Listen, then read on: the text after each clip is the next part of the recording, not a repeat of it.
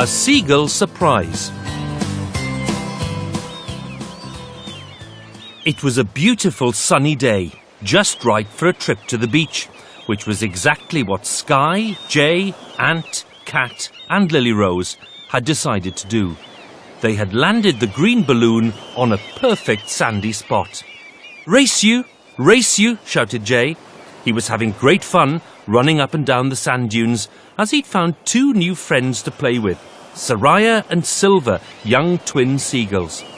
"Look how far I can stretch," said Silver, flapping his huge wings.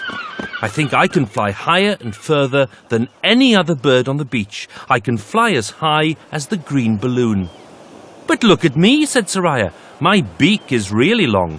I can push it deep down into holes to pull out worms and winkles and all sorts of surprises." "I love surprises," said Jay, stopping to catch his breath. "I could find you a beach surprise," said Soraya. "Me too," boasted Silver. "When I fly high in the sky, I see everything there is to see on the beach, so I'm sure I can find you an even more interesting beach surprise than Soraya can." "Right then," said Jay. "I'm going to set you both a challenge, a Green Balloon Club mission. Find a seagull surprise on the beach, something you've never seen before, and a surprise for me too. You have until I wave my arms in the air. Ready, steady, go!" And Silver and Soraya were away. Silver took off, flying high into the sky. He was right, he could see everything. Breaking breakwaters, sparkling sea, stripy sunshades, and people with picnics. He could even see Skye beside the green balloon, making sure everyone had put on sun cream. Down on the sandy beach, Soraya was hopping over the rocks. Her long beak was great for exploring. Peck, peck, her beak poked among the rock pools. Tap, tap, her talons tapped on the rugged rocks. Then, with her pointy beak, she pushed a small rock. "I wonder what's under here," she asked a watching crab. Under the rock was something small, smelly and sandy. It looked like something you could hold things in.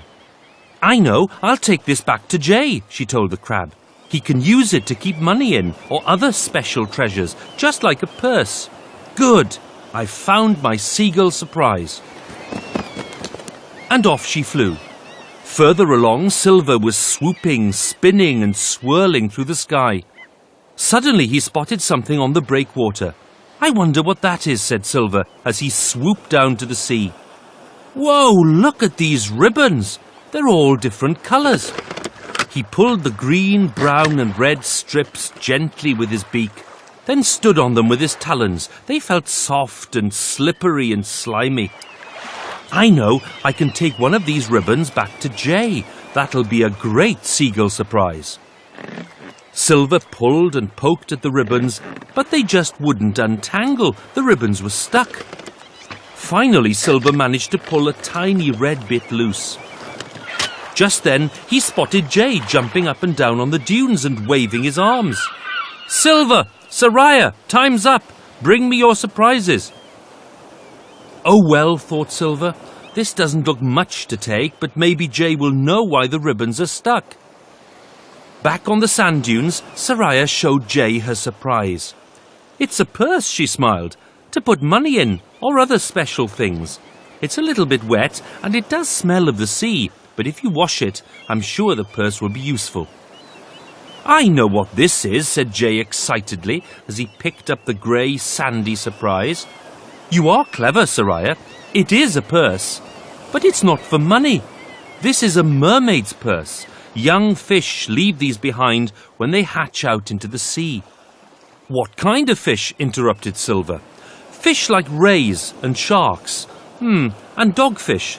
While they grow into babies, this is their home. And then when they're big enough to swim, they leave the purse behind." "Is that like a seagull leaving its shell behind when it hatches from an egg?" asked Soraya. "Yes," said Jay, "it is. Lots of animals, birds and insects, leave their first home behind when they grow up." Silver was getting impatient, flapping his wings. Look at my surprise." "Yes, Silver, what did you find?" said Jay. "I found this. It's a ribbon. but I could only get this little bit. The rest was stuck." "This isn't a ribbon, Silver. This slippery, slimy stuff is called seaweed," said Jay. "It's very important to life on the beach." "I didn't know there were so many different colours of seaweed," said Silver, looking puzzled.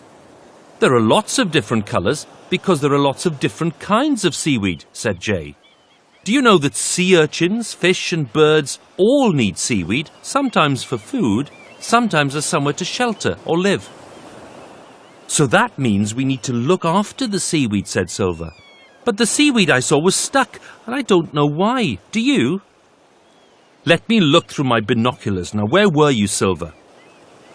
Jay searched along the beach with his binocular X-ray vision until he found the spot where Silver had been. "Look, that's why the seaweed was stuck. There's lots of rubbish. Plastic bags, crisp packets and juice cartons all around the seaweed. That's not good," said Jay, putting down his binoculars. "But what can we do?" asked Silver. "The other seagulls have told us that rubbish is bad for us, and for the others who live on the beach," added Soraya. "Well, we need Sky and the others from the Green Balloon Club. It's time for their Green Balloon Club mission, a beach tidying challenge. Come on, let's find them and get started." And this time, Jay, Soraya and Silver were all off to fetch the others to start the important clean-up job.